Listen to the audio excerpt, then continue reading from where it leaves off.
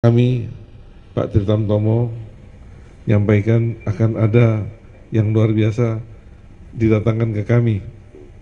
Ini di luar kemampuan kami. Kami tidak mengira kalau ada Kiai Kondang yang dikenal di seluruh Indonesia dan mungkin juga di Asia, Bapak Kiai Haji Abdul Somad, yang memang dalam keseharian beliau akan memberikan ceramah pada semua umat Islam di Indonesia. Dan untuk ini kami berikan kesempatan, kami tidak menunggu kakak kami dulu Pak, karena nanti takut dur. Kami berikan kesempatan pada Bapak Kiai Haji Abdul Somad untuk memberikan tausiah pada kita sekalian. Demikian kami serahkan waktu dan tempat pada beliau. Billahi taufiq wal hidayah. Wassalamualaikum warahmatullahi wabarakatuh.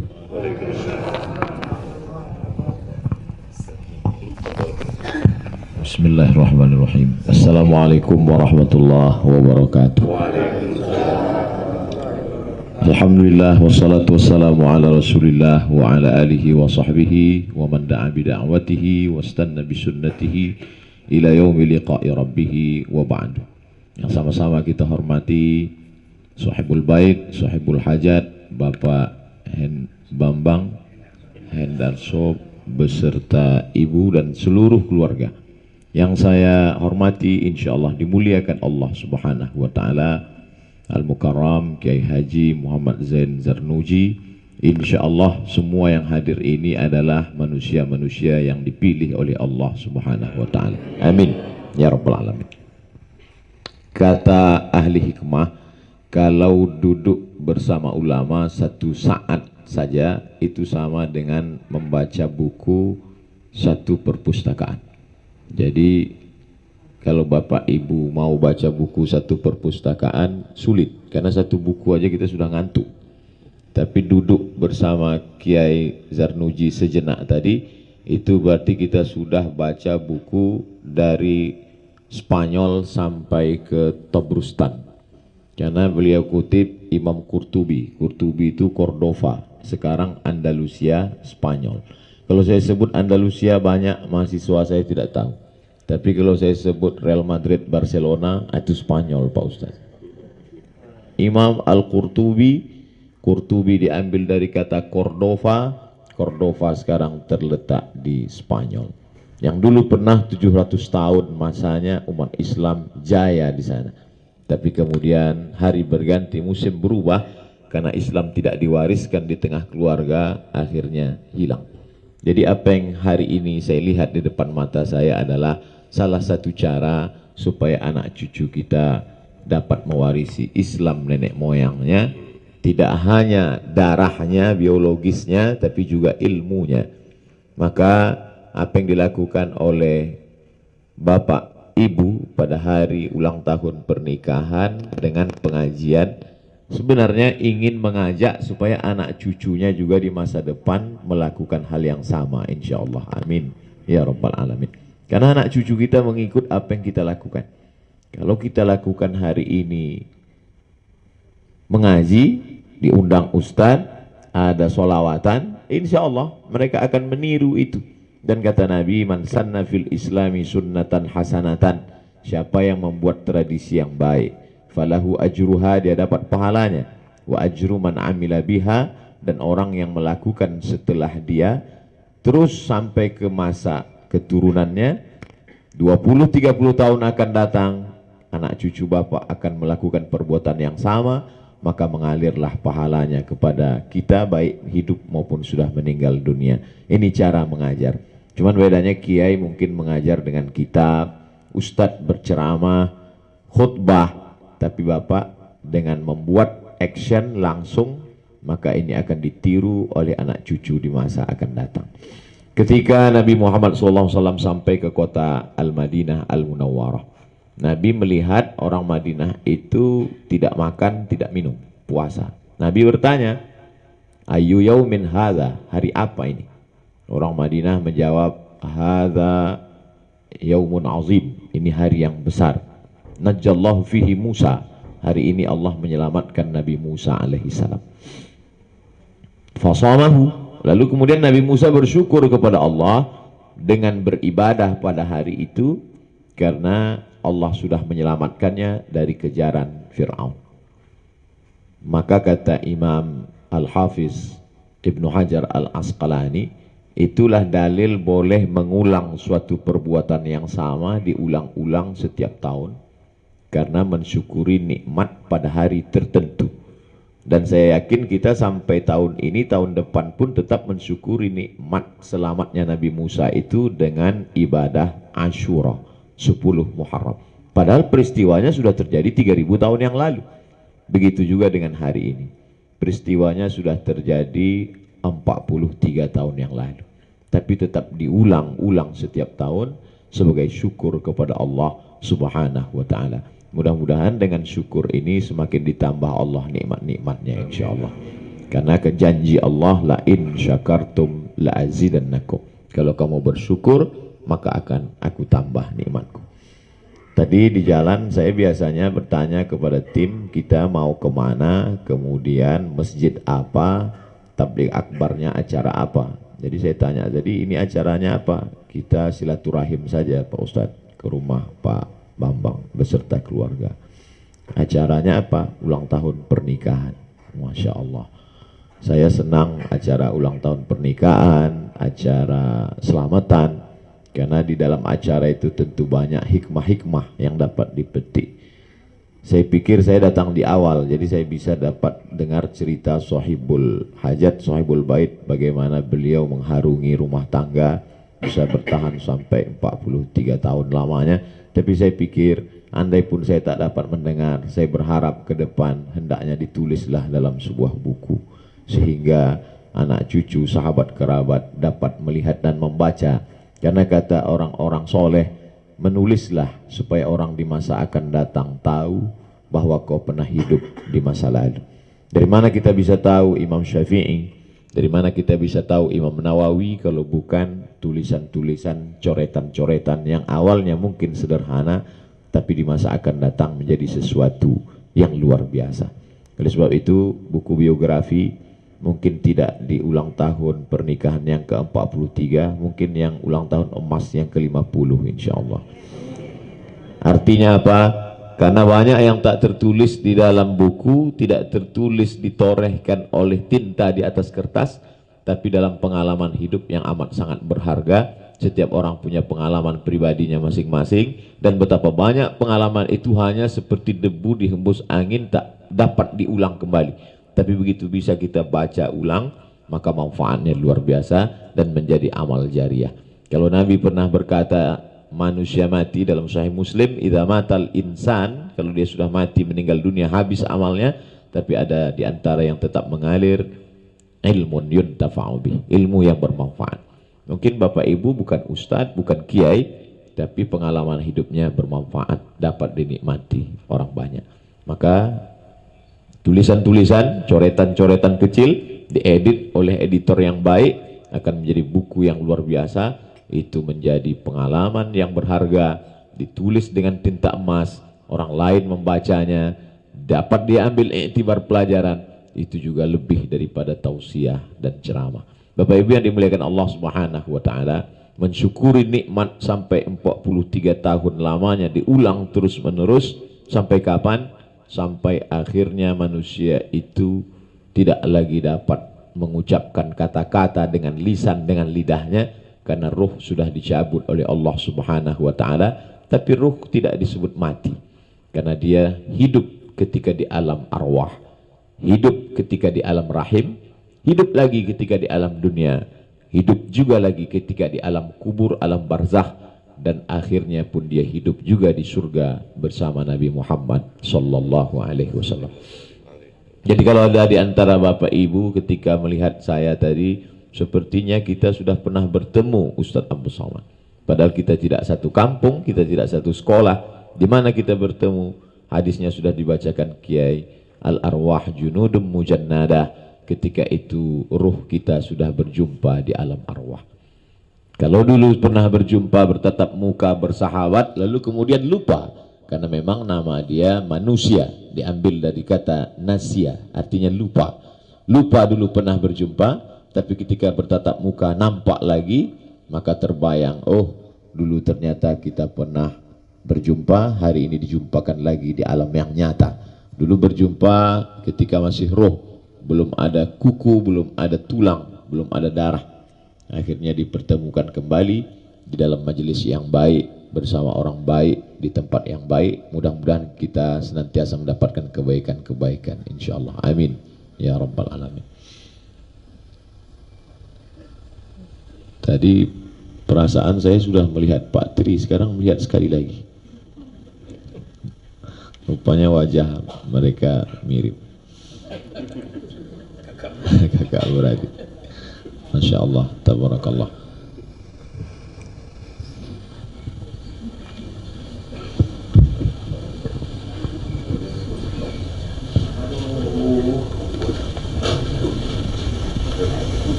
Tadi pertama datang saya lihat seperti Pak Tri, sekarang saya lihat sekali lagi.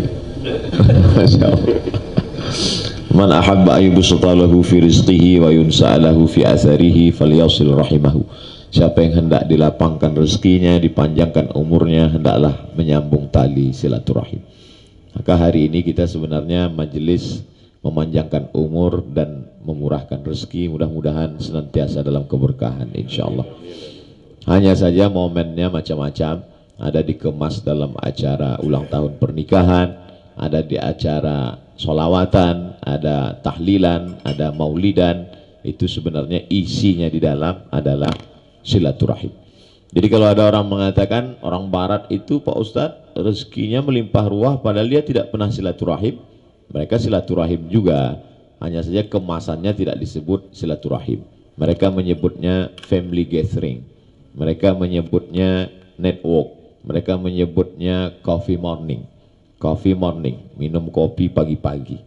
Tapi sebenarnya isi di dalamnya adalah cerita.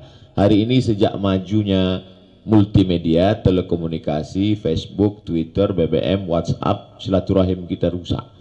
Kita tidak lagi berjumpa bertatap muka, hanya melihat layar saja. Dan layar ini penuh dengan tipuan. Melihat di layar sehat walafiat, wajahnya cerah, rupanya ketika jumpa pucat pasi. Tapi hari ini alhamdulillah saya diajak bertemu bertatap muka.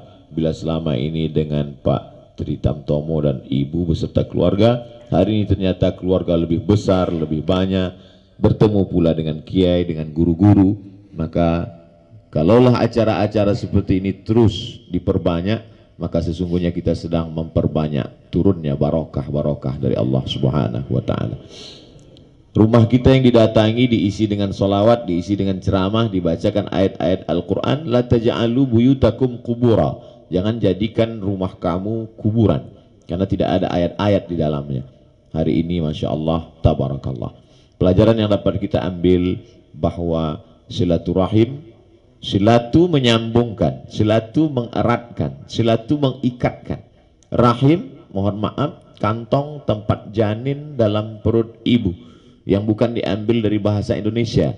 Kata Allah dalam hadis qudsi, Ana Rahman, aku ini Rahman. Syaqaqtur rahim waja'altu lahu isman min ismi. Rahim itu diambil dari nama aku. Sehebat-hebatnya laki-laki, tidak ada anggota tubuhnya ini yang diambil dari Asmaul Husna. Tapi perempuan ada satu anggota badannya diambil dari Asmaul Husna, yaitu rahim. Sebagaimana janin yang tenang, adem, ayem dalam kasih sayang Allah, begitulah dia berada dalam rahim. Dan ketika keluar dari rahim, itulah baru dia gelisah, kepanasan, kedinginan. Tapi begitu indahnya rahim. Keluarlah dari rahim satu ibu, pindah ke rahim yang banyak sekali, dan putus silaturahim itu. Dan hari ini disambungkan lagi dalam sebuah majelis silaturahim. Mamin muslim yang ini ada dua orang muslim, yaltiyaqiyani, dia berjumpa bertatap muka, wa yatasafahani, berjabat tangan, illa ghufira lahuma, maka Allah mengampunkan dosa-dosanya. Silaturahim sudah terjalin, tangan sudah tersambut, Kemudian datang pula senyuman di bibir. Tabassumika fi wajhi akhika sadaqah. Senyummu ke wajah saudaramu adalah sedekah. Kemudian pula mendapatkan wejangan, setawar sedingin kata orang Melayu, penawar luka, pengobat batin. Hati yang risau tidak bisa diobati dengan materi, karena materi hanya sampai ke lambung, ke perut. Hati yang tenang hanya dapat ditenangkan oleh Allah Subhanahu wa taala. Qalbul mu'min, hati orang beriman, baina asabi'ir rahman, antara kuasa kudrat iradat Allah Subhanahu wa taala. Bagaimana menenangkan hati? Ala bizikrillah tatmainnul qulub. Dengan berzikir, mengingat Allah, hati menjadi tenang. Tapi kadang karena dosa kita banyak, hijab dinding kita dengan Allah itu terlalu tebal, maka kita perlu bersama orang-orang baik. Makanya kata Allah, ya ayyuhalladzina amanu, hai orang beriman, wa kunu ma'as shadiqin, hendaklah kamu senantiasa bersama orang-orang yang shadiq, orang-orang yang jujur. Itulah mengapa kita mendekatkan diri pada kiai, pada ustadz, pada alim ulama, karena saya tidaklah bersih, banyak silap, banyak dosa, maka selalu mendekatkan kepada para habaib, kepada para kiai. Keluarga mesti didekatkan pada ulama. Alhamdulillah, bapak beserta ibu, anak, cucu, keluarga dekat dengan Kiai Haji Muhammad Zain Zarnuji, sehingga didekatkan dengan ulama, mendengar kajian, bersilaturahim, bertemu dengan santri-santri. Dengan dekatnya dengan ulama itu ada benteng, ada kekuatan.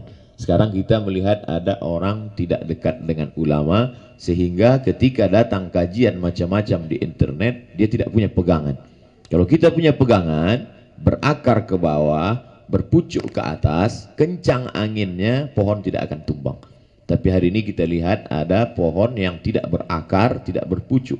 Kemana air pergi, ke situ dia akan hanyut. Nama tanamannya enceng gondok.